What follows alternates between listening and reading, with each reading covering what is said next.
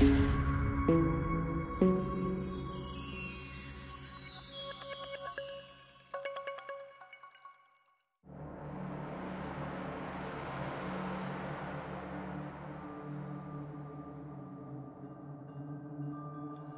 Coran nous informe que les djinns vivent parmi nous, qu'ils peuvent nous voir, contrairement à nous qui ne les voyons pas.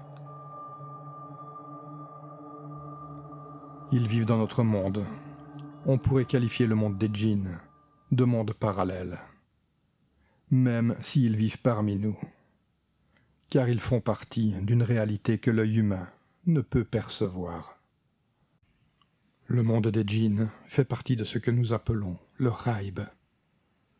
Le ghaib désigne tout ce qui est absent de notre perception des choses. Cela englobe donc les djinns, les anges, ainsi que tout ce qui n'est connu que de Dieu, tel la prédestination et le futur. Évidemment, tout cela peut sembler inconcevable et incroyable pour certains. De nombreuses personnes affirment ne croire que ce qu'elles voient. Et pourtant, il y a de très nombreuses choses que l'œil humain ne peut percevoir.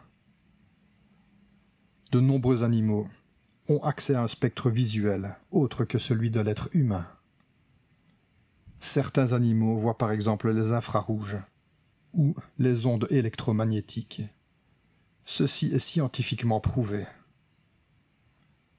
Les animaux peuvent également ressentir les émotions que nous avons, comme si c'était quelque chose qu'ils pouvaient voir de leurs yeux. Tout cela pour dire qu'il y a une grande partie du monde que nous ne pouvons voir, mais qui est pourtant bien réelle. Les djinns ne sont pas uniquement reliés à la culture arabe et à l'islam, bien que le mot djinn est dérivé du mot arabe jannah, qui signifie cacher ou dissimuler. Dans les autres religions et cultures, on peut les traduire par les esprits, les spectres ou démons. Même si démon n'est pas vraiment adapté à tous les djinns, car tous les djinns ne sont pas mauvais. Tous les djinns ne sont donc pas des démons. Le Coran nous apprend que les djinns sont des êtres faits à partir du feu, mais nous ne savons pas vraiment à quoi ils ressemblent. Ils ressemblent peut-être autant à une flamme que nous ressemblons à l'argile, car l'être humain est fait d'argile, même si visuellement cela ne se voit pas. Par contre, au niveau moléculaire, nous sommes faits des mêmes molécules et atomes que l'on trouve dans l'argile. Il en va peut-être de même pour les djinns. Mais il faut savoir que même si les djinns vivent dans une autre réalité que la nôtre, et que nous ne pouvons pas les voir, il est possible d'entrer en contact avec eux. Et cela est totalement déconseillé, et même interdit dans l'islam. Nous parlons ici de magie ou d'envoûtement. Certaines personnes pourront être tentées de faire appel aux djinns et d'utiliser la magie, le sihr, pour obtenir ce qu'ils veulent. Bien matériel, amour, une place importante dans la société, ou toute autre chose qui peuvent créer l'envie chez l'être humain.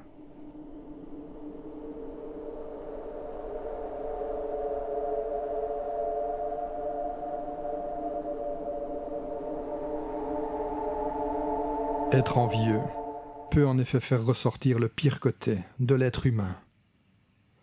Le Coran et le prophète nous ont en effet mis en garde contre cette émotion. Les djinns vivent donc dans une réalité que nous ne pouvons pas percevoir, et nous ne devons pas chercher à rentrer en contact avec eux. Le Coran et la Sunna nous apprennent que les djinns sont de nature à fuir les endroits fréquentés par les humains. Ils se rassemblent plutôt dans des endroits déserts ou abandonnés. Les djinns sont des êtres créés par Dieu, qui ont des sentiments et des émotions. Et le Coran nous apprend que les djinns ont également une âme. Ils possèdent donc également le libre arbitre et seront jugés pour leurs actes, tout comme nous. Car tout comme l'être humain, les djinns ont été créés pour adorer Dieu. وما خلقت الجن والإنس إلا ليعبدون. Nous savons donc que certains djinns sont musulmans et soumis à Dieu, et d'autres ont décidé de se rebeller. Tous les djinns ne sont donc pas des démons. En tant que musulmans, nous ne devons pas craindre les djinns, pas plus que nous ne devons essayer d'entrer en contact avec eux. Nous devons savoir qu'ils existent et qu'ils peuvent avoir une influence sur certaines de nos actions et émotions. Le Coran nous apprend donc que nous ne pouvons pas percevoir toutes les créations de Dieu, car Dieu a créé plusieurs réalités dans ce monde. Allah subhanahu wa ta'ala nous a informés par le biais des prophètes et des textes qui ont été transmis à l'être humain que la réalité est bien plus complexe que ce que nous pouvons percevoir.